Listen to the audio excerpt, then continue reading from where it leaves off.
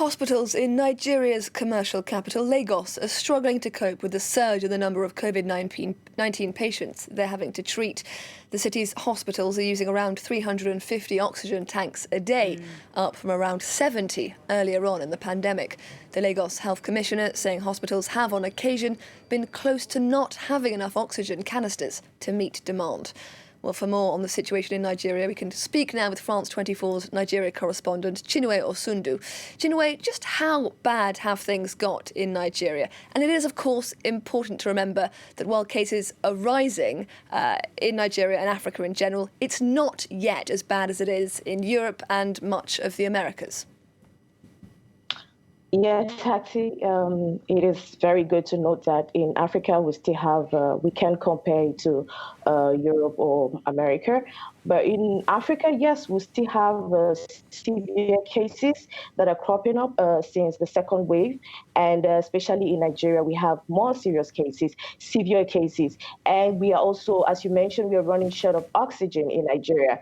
And of course, the number is on the increase. We have had to, the government has had to take some actions to make sure that oxygen plants are on across the nationwide. So we have the FG that approved the 6.5 billion naira recently to make sure that we have 38 oxygen plants implanted in Nigeria, apart from the other things that the Lagos state government is doing. Last week, we had the private sector that also came in to make sure that they put in their own quota to answer to the demand of the oxygen need in Lagos.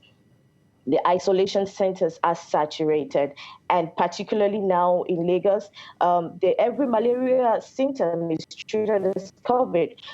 So we understand that it becomes very important to respect the health guides given by the World Health Organization. So yes, the cases in Africa and in Nigeria in particular are on the increase and more severe than the first wave.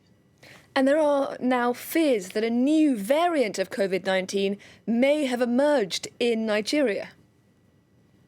Yes, it's a may still, because studies are still going on. There is no certain confirmation about the second variant. There's just speculations all around, but of course, they still need to carry out more investigation on this new strain in Nigeria.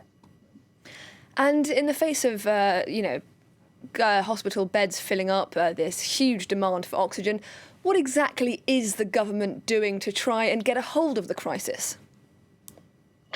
Well, as I mentioned earlier on, they have signed a treaty to make sure that we have 36 oxygen plant production in Nigeria.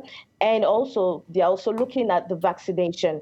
The discussions are going on, PIPSED and all the other companies. Of course, we expect to receive, as mentioned, the first doses, 100,000 doses of the vaccine early February. Yes, some people are looking forward to this, but others are really skeptical about receiving this vaccine at this stage.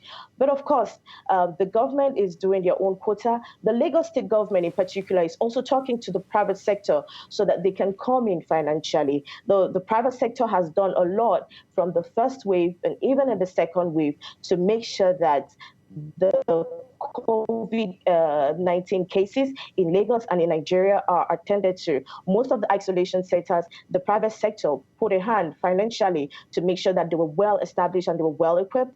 And also, the government is not relating efforts. It's true that somehow some people are saying that it is better for the federal government to invest in the health sector in Nigeria. Remember, the health sector in Nigeria needs a great attention, and the vaccine is said to be expensive. So there's some advice that the federal government specifically invest in the health sector in Nigeria and then rely on the structures that would donate vaccinations to the African nations. Chinwe Osundu in Lagos, Nigeria, thank you very much for that update.